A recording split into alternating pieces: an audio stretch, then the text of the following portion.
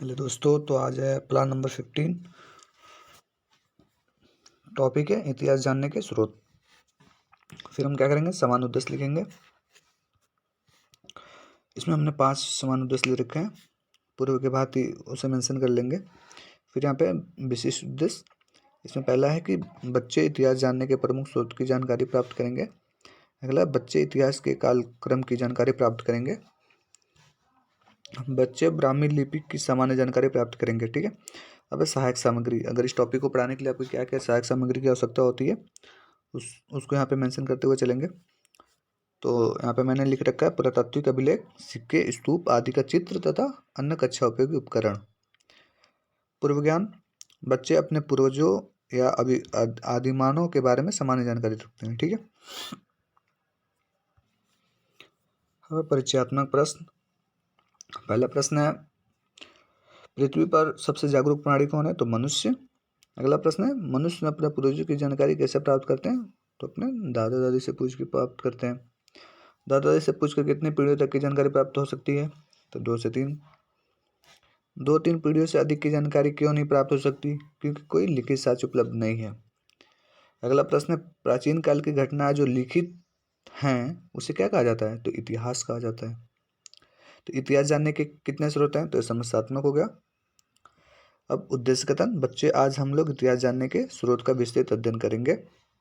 अब विकास हुआ, यहाँ पे अपने टॉपिक को 2 भागों में विभाजित कर लेंगे। पहले में इतिहास एवं अतीत के भाग, और है सेकेंड यूनिट में देखेंगे इतिहास जानने के स्रोत। अब प्रस्तुतिकरण, इतिहास एवं अतीत के भाग को एक्सप्लेन करेंगे हम।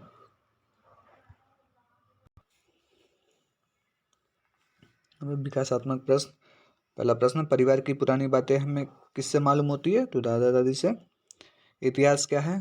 समस्यात्मक हो गया। अब हम 3 कॉलम बनाएंगे, शिक्षण बिंदु, छात्र अध्यापक क्रिया और सैंपट कार्य का। सबसे पहले लिखेंगे इतिहास। तो इतिहास बीते हुए समय और उस समय के लोगों को समझाने और जानने का एक साधन है। तो अतीत के भाग, अतीत को मुख्यतः 3 भागों में बांटा जा सकता है। पहला है पूर्व यानी प्राग ऐतिहासिक काल, दूसरा आदि ऐतिहासिक काल और तीसरा ऐतिहासिक काल। तो पूर्व यानी प्राग ऐतिहासिक काल क्या होता है? तो वह समय जिसके लिए कोई भी लिखित सामग्री उपलब्ध नहीं है। ठीक है। आदि ऐतिहासिक काल होता है, क्या होता है कि वह समय जिससे संबंधित लिखित शास्त्र तो हैं किंतु उसे पढ़ा नहीं जा सकता। जैसे कि हड़प्पा सभ्यता का लिखित साक्ष्य उपलब्ध है किंतु अभी तक उसको पढ़ा नहीं गया है। तो किस में आता है? आदि ऐतिहासिक काल में आता है।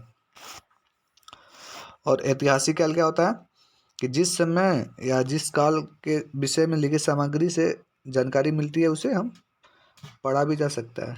ठीक है। हम देखते हैं पुरातत्व क्या होता है। तो प्राचीन काल में मानव द्वारा प्रयोग में लाई वस्तुओं, निर्मित मंदिरों एवं इमारतों आदि के अवशेष का अध्ययन पुरातत्व कहलाता है। प्राचीन लेखन सामग्री, हमने जब लिखना शुरू किया तब उसे कागज का ज्ञान नहीं था। वह निम्न चीज़ों का प्रयोग लेखन के लिए करता था। पहला था ताड़पत्र, ताड़ के पेड़ के चौड़े पत्ते। भोजपत्र, भुर्ज नामक पेड़ की छाल। ताम्रपत्र, तांबे के पतले एवं चपटे टुकड़े। स्तंभलेख, पत्थर के खंभों पर लिखे लेख पत्र। और फिर शिलालेख, पत्थर की चट्टानों पर लिखे लेख। अब मूल्यांकन प्रश्न। पहला है, अतीत को कितने भागों में बांटा गया है? अगला है, प्राचीन लेखन किन किन वस्तुओं पर किया जाता है? अब हो गया, और सेकंड यूनिट समाप्त हो गया। Sorry, first unit. अब सेकंड यूनिट देखते हैं, इतिहास जानने के स्रोत। विकासात्मक प्रश्न क्या है? पहला, इतिहास किसे कहते हैं? तो पुरानी बातों की जानकारी। इतिहास जानने के क्या क्या स्रोत हैं? तो समस्यात्मक हो गया। अब आप 3 कॉलम बनाएंगे, शिक्षण बिंदु, छात्र अध्यापक क्रिया और सैंपट कार्यक्रम। तो इतिहास जानने के स्रोत। इतिहास जानने के प्रमुख स्रोत निम्नलिखित हैं। पहला, पुरातात्विक स्रोत, जिसके अंतर्गत आता है अभिलेख, सिक्के, मुहर, धौलावीरा, सारनाथ, स्तूप। सेकंड है साहित्यिक स्रोत, जिसमें आता है धार्मिक साहित्य, धर्मेतर साहित्य और विदेशी यात्रियों का वृत्तांत। ठीक है। अब हम पहला देखते हैं, पुरातात्विक स्रोत। पुरातात्विक स्रोत का वर्णन निम्नवत है। जैसे अभिलेख देखेंगे तो आपको इस तरह के चिन्ह के साथ आपको लिखित विवरण मिलेगा। यह अशोक के रुम्मिन देई अभिलेख का अंश है, जो लुम्बिनी यानी नेपाल से प्राप्त हुआ है। इसमें अशोक ने यह घोषणा की है कि लुम्बिनी में उपज का 8वां भाग कर के रूप में लिया जाएगा।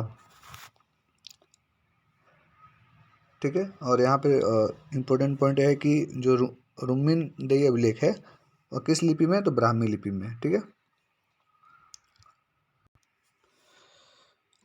सिक्के एवं मुहरें। सिक्कों से तत्कालीन शासन का नाम, उसका समय, सिक्के की बनावट से उस समय की कला तथा धातु से आर्थिक स्थिति की जानकारी प्राप्त होती है। फिर धौलावीरा क्या है, तो हड़प्पा सभ्यता का यह पुरास्थल गुजरात में स्थित है। यहाँ से हड़प्पा कालीन नगर निर्माण योजना, जल निकास प्रबंधन आदि के साक्ष्य प्राप्त हुए हैं। फिर सारनाथ क्या है, सारनाथ उत्तर प्रदेश में स्थित इस स्तूप का निर्माण मौर्य वंश का शासक अशोक ने कराया था। महात्मा बुद्ध ने सर्वप्रथम सारनाथ में अपना पहला उपदेश दिया था। ठीक है, साहित्यिक स्रोत में क्या क्या आते हैं, तो साहित्यिक स्रोत को निम्न प्रकार से विभाजित किया जा सकता है। धार्मिक साहित्य, धार्मिक साहित्य में क्या हो सकते हैं, वेद, आर्यों के संबंध में जानकारी प्राप्त होती है इनसे, जैसे ऋग्वेद है। फिर रामायण एवं महाभारत, महाकाव्यकालीन समाज के विषय में जानकारी प्राप्त होती है। फिर धर्मेतर साहित्य, धर्मेतर साहित्य में क्या होता है, पहला होता है अर्थशास्त्र, जैसे मौर्यकालीन समाज की जो जानकारी मिलती है वो अर्थशास्त्र से प्राप्त होती है। इसमें राजनीतिक, सामाजिक, आर्थिक एवं धार्मिक स्थिति की जानकारी प्राप्त होती है। अब यहाँ पे कुछ पॉइंट है कि रामायण जो ग्रंथ है या महाकाव्य का है, तो उसके रचना वाल्मीकि जी ने किया था और महाभारत का वेद व्यास जी ने किया था। ठीक है, अब राजतरंगिणी, कश्मीर के 11वीं 12वीं शताब्दी इतिहास के विषय में जानकारी प्राप्त होती है। तो राजतरंगिणी किसने लिखा था, तो कल्याण ने लिखा था। ठीक है, और अर्थशास्त्र चाणक्य यानी कौटिल्य। विदेशी यात्रियों का वृत्तांत, इंडिका के लेखक कौन थे, मेगास्थनीज। चंद्रगुप्त मौर्य के कालीन समाज की झलक इसमें मिलती है।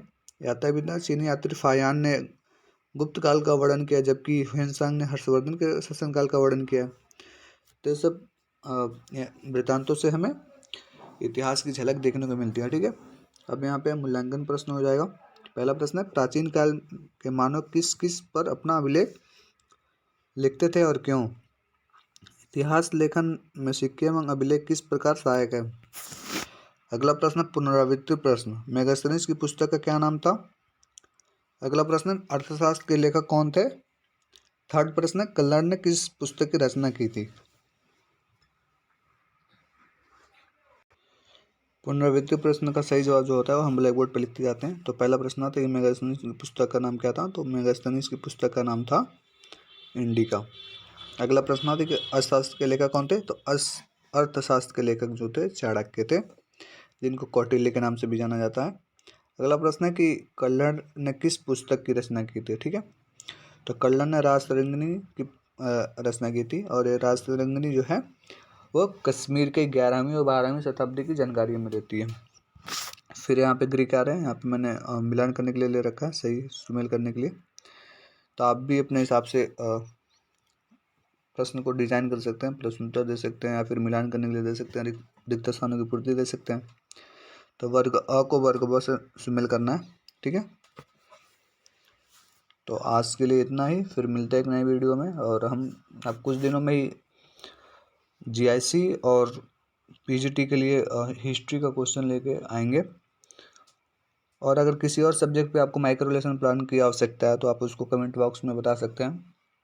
और वीडियो आपको अच्छी लगी तो उसको लाइक और सब्सक्राइब कर दीजिए और अपने दोस्तों में भी शेयर कर दीजिए। धन्यवाद।